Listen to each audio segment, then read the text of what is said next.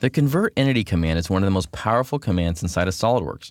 It allows you to reuse sketch geometry from other features or individual lines or edges from other parts. What I can do is if I want to use these same holes and these cutouts and don't want to have to go through all the time to draw all this again, what I can do is use the Convert Entities tool. What I'm going to do is I'm going to start a sketch over here on this side of the part. If I press the space bar, notice I can look straight at that face and I can't really see anything. So this is where you might want to change your view mode from looking at it as a shaded with edges to maybe something like a wireframe. That way I can see everything behind the scenes of my part. It's a wireframe part, and then if I click on that face, I can see it through there. And what I want to do is I want to bring these holes and this shape here all the way into the existing sketch I'm working on right now without having to draw anything myself.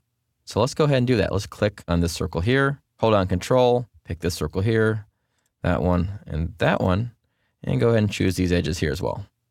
What I'm doing is I'm pre-selecting these edges, and then when I come up here to Convert Entities, click on that, automatically all those sketch entities get brought forward into my current sketch. Notice there's no dimensions. When I'm happy with what I have, I can then go over to Features, do an extruded cut. In this case, I'm going to extrude it 0.25. Click OK, and there it is. Switch back over here to Shaded with Edges.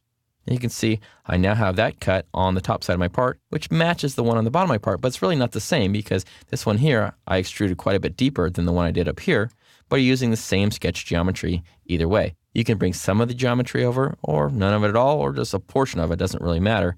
The cool thing about this is if you go back to the original sketch, change the sketch, maybe I'm going to change this to only 0.125, click OK, so it's quite a bit smaller hole, exit out of that sketch, take a look on the other side, it automatically updates as well because it's using that sketch from behind or those features from behind the scenes brought into the current sketch, and it's always relating back to those as a parametric feature. The Convert Entity command can be used for all types of sketching and can be a real huge time saver and allows you to link sketches together. Think through how you might use it and it'll really save you quite a bit of time.